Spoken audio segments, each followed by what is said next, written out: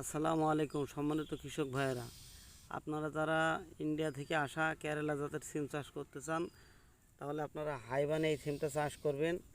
এই দেখুন, এটি একটি হাইবান উঁচু বানে এই সিমটি চাষ করা যায়। এই সিমটি মূলত শীতের শুরুর দিকে থেকে ধরা শুরু হয়।